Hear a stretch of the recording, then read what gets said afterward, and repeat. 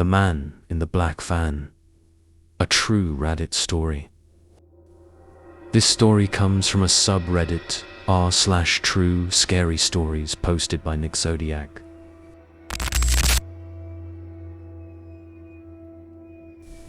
Like, subscribe, and share our YouTube channel. Don't forget to hit the bell icon for latest video notification from our channel.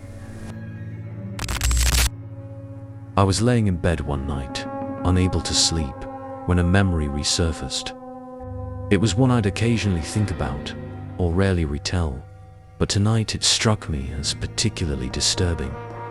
Maybe because it's the sort of thing you can only completely appreciate the possible implications of it when you're an adult. I'm not sure if this story belongs here, but it is true nonetheless.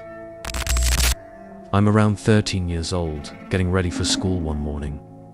My dad is off at work and my mom is getting ready for hers, I think. Every day I'd walk to school, as it's only about half a mile from my home. I'm ready and head out the door, saying goodbye. I walk down the hill of my yard and down the curved street in the direction of the school, out of sight of my house, but not far. I reach where my neighborhood ends, where I would cross the street and towards the intersection of the school. Before I do, a dingy-looking black van, not sure how to describe it, pulls up in front of my path, poised in front of the road parallel to my neighborhood. A car I have never seen before in my neighborhood, nor since. I look at him. He's looking at me. It's a pasty Caucasian man who looks like he's in his 30s, at least.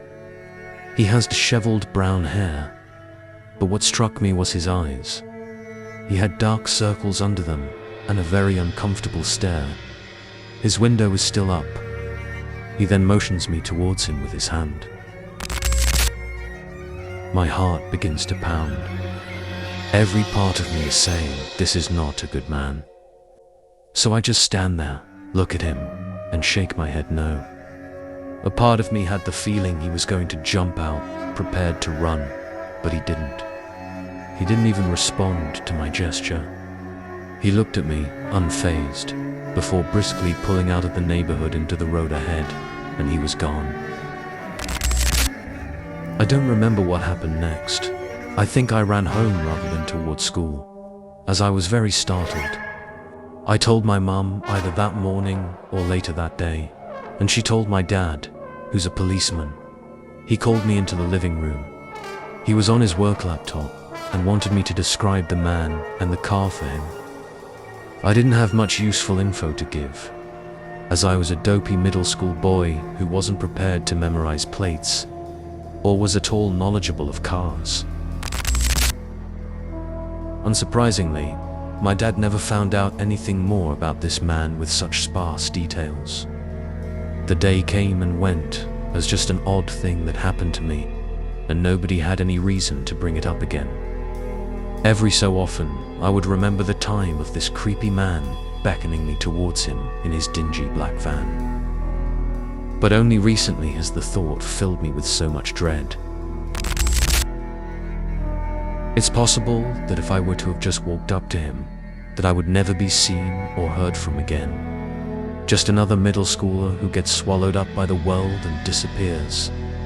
No witnesses, just an unsolved mystery and a forever grieving family. I shudder to think what could have happened to me, as I know now what people are capable of. Death isn't nearly the worst thing. Or maybe it's all in my head. Maybe he just wanted some directions, or to ask me something, even though his window was closed, and he looked unwell, to say the least. The worst part is, I'll never know. Maybe it was just the overblown anxiety of a kid taking things out of proportion. All I know is that every part of him was screaming to me, there's something wrong. Remembering how it felt looking into his eyes, I can't help but believe it. But what's worse, the idea that before or after it happened to me, he might have beckoned a kid who didn't shake their head no.